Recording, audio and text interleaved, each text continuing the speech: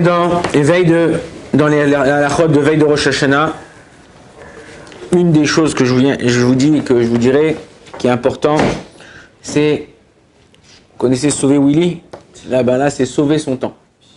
À Rosh Hashanah, il faut sauver son temps. Chaque minute, elle est comptée. On est jugé. On est jugé, il y a un tribunal. Quand tu vas au tribunal, est-ce que tu manges devant ton juge? Est-ce que tu fumes une cigarette devant ton juge? Il y a un type, moi je me rappelle, il y a moins d'un an, j'ai été jugé ici au tribunal. Pourquoi? Parce que une fois j'ai fumé en dehors de l'hôpital sans savoir que c'était interdit. On était dehors dans la rue, enfin c'était. Et quand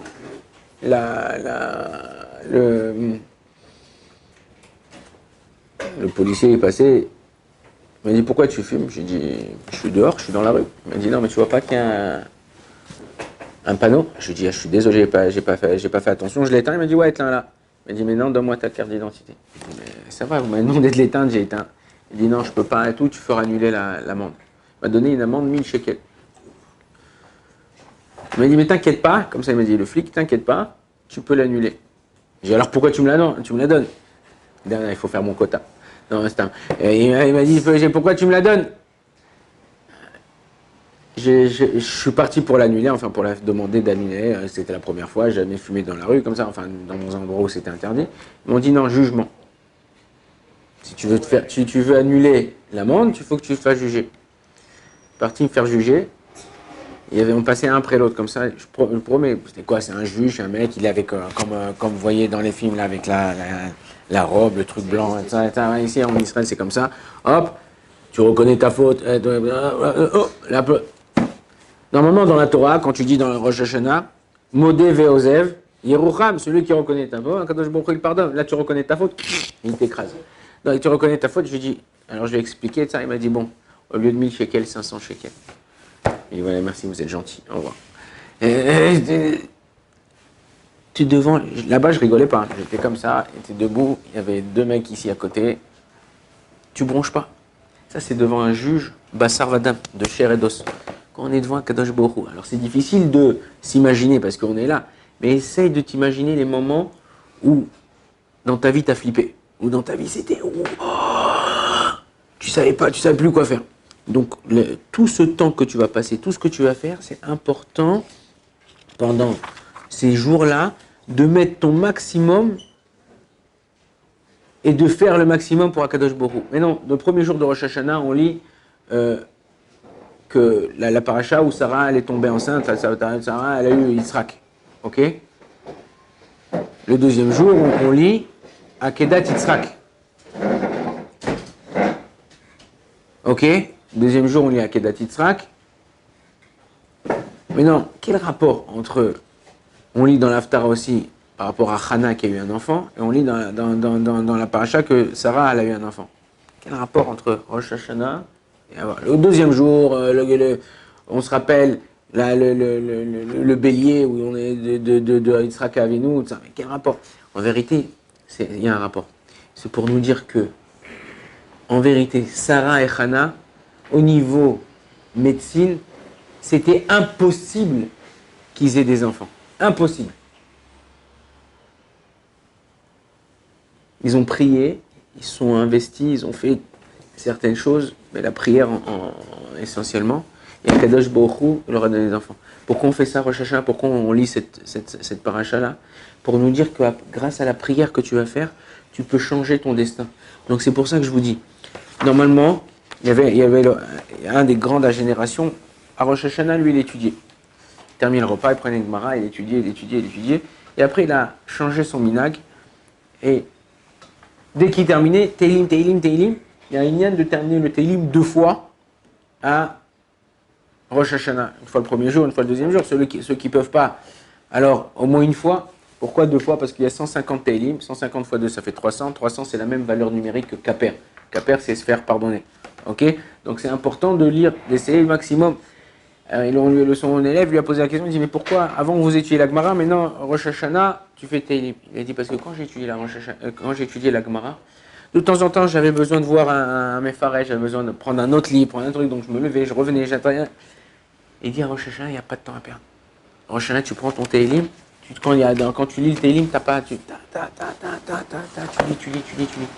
Et savoir que le Tehillim, David Amelech, la Gemara dit que David Amelech, il a demandé que quand on lit Tehillim, ça soit considéré comme si on étudiait les Masertot, les traités les plus durs, dans Touma Vetara, dans ce qui est pure, impureté, la pureté et l'impureté. Le Rav Meir Abouchatzera, il pose la question, il dit mais quel rapport? Pourquoi il a demandé ça? Il dit, il fait comme si j'étudiais Baba Kama, comme si j'étudiais des Masertot qu'on étudie. Pourquoi l'impureté, impureté? Il dit comme ça. Il dit parce que quand, à l'époque du Beth Amikdash, il y avait un Kohen, même s'il était Amaretz, c'était un illettré. Et il fallait qu'il voie quelqu'un qui était impur, par exemple un lépreux ou quoi que ce soit, il fallait qu'il regarde et il dise pur ou impur. Si lui il disait pur, c'était pur. S'il disait impur, c'était impur. Mais non, lui c'est un imbécile, c'est un illettré. Il n'a pas étudié ses halachot, il ne sait pas de dire. Il dit on a emmené un Talmid Chacham, qui n'était pas Kohen, qui connaissait les halachot.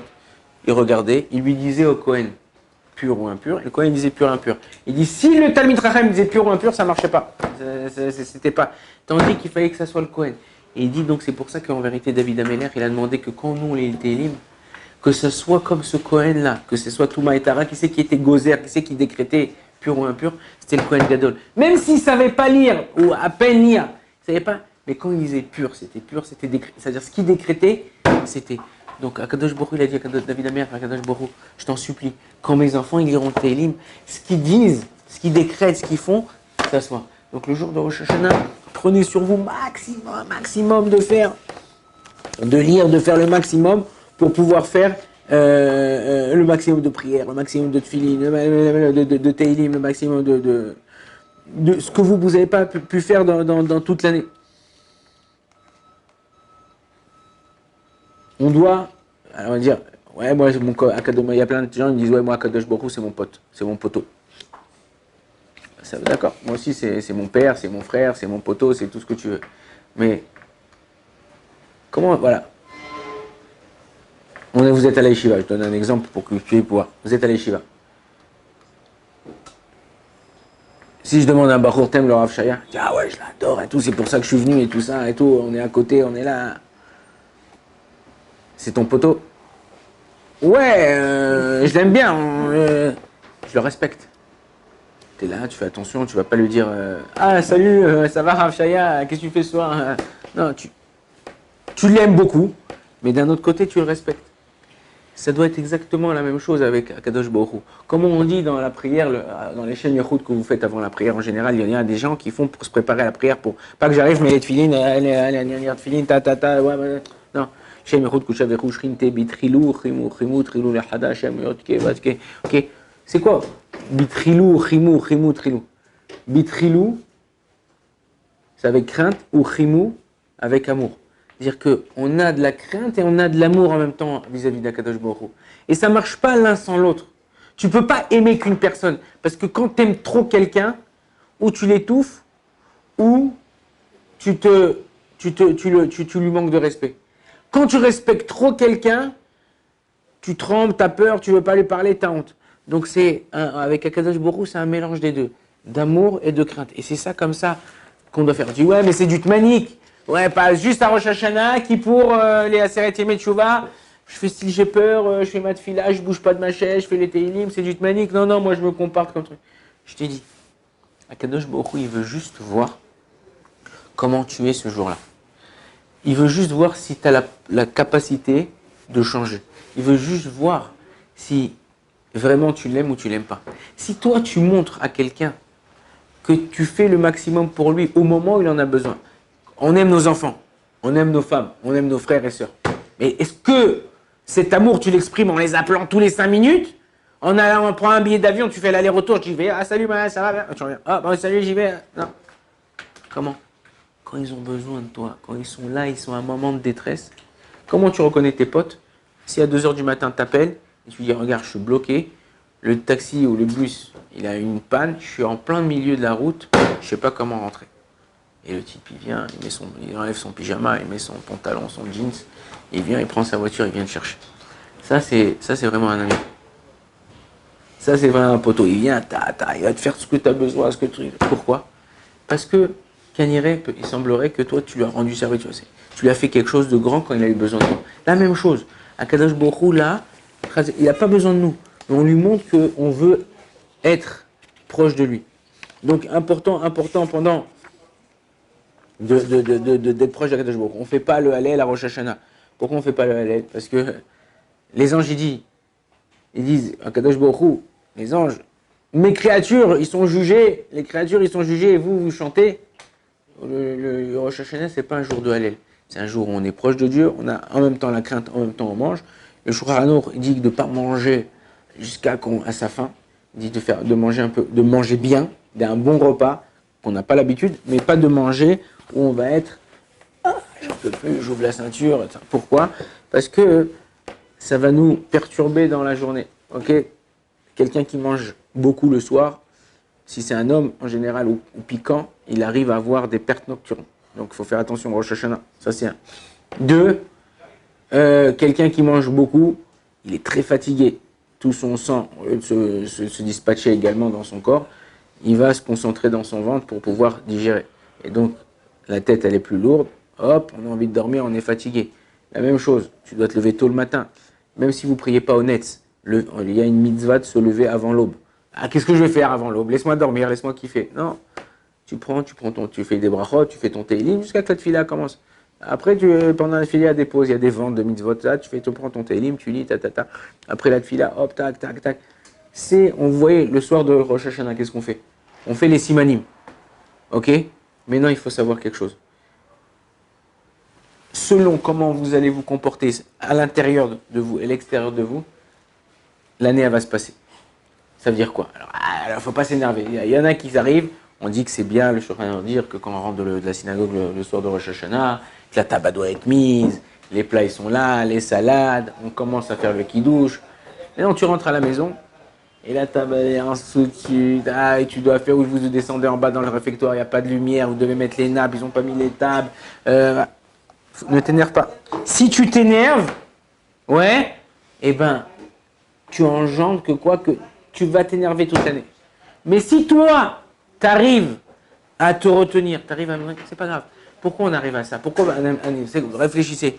Pourquoi un homme, il s'énerve? Pourquoi un homme, il sort de ses gonds? Parce qu'il attend quelque chose, il l'a pas eu. Il aurait aimé que la chose elle se passe d'une certaine façon, elle ne se passe pas comme lui il veut. Je rentre.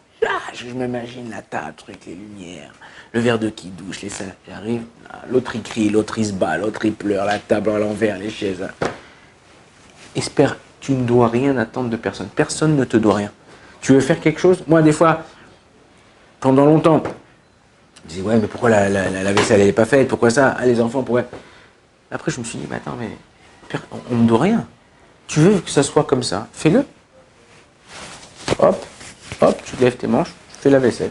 Tu lèves tes manches, tu fais ce que tu as à faire. On doit une personne, ça te plaît pas comment elle est ta chambre? Ouais, mais à chaque fois, ils font le balagan, ils font le truc, le Bronx. Ok, tu as ton petit domaine, arrange-toi. Ok, fais que ton endroit à toi, il soit propre. Ça donne envie aux autres d'être comme toi. T'arrives, il ne faut pas s'attendre. Ah, c'était pas comme ça. Ah, tu t'es énervé. Le Ben Ishra, il dit même dans son cœur, on n'a pas le droit de s'énerver le soir, tout le temps, mais encore plus le soir de Rosh Hashanah.